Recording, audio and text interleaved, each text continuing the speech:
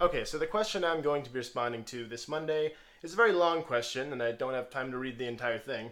But the basic question of the question asks: is it fair to say that economic collaboration is more important to modern civilizations than cultural similarities? And I would definitely say that economic collaboration is more important than cultural similarities. In the example, it talks about China. And when we think about China and the United States, there's not a lot of cultural overlap, but yet there is a big market because each country shares the goal of wanting a lot of stuff, usually inexpensive stuff.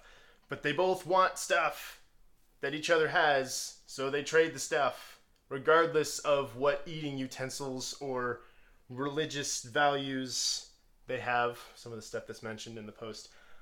Also, I don't want to get too deep into it, but there's a lot of misinformation here about the similarities between Japanese culture and Chinese culture.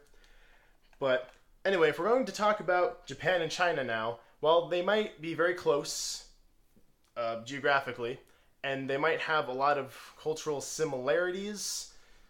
They're not that similar. But anyway, another thing you might have to look at besides cultural similarities or economic goals is history, because when you're talking about Japan and China, ever since Nanking, if you know what happened there before World War II, and Japan is not too happy about acknowledging it, and China is not happy about Japan not acknowledging it. So there is a tense relationship there, which kind of surpasses the cultural similarities and economic goals altogether because there's a shared history of two very old civilizations.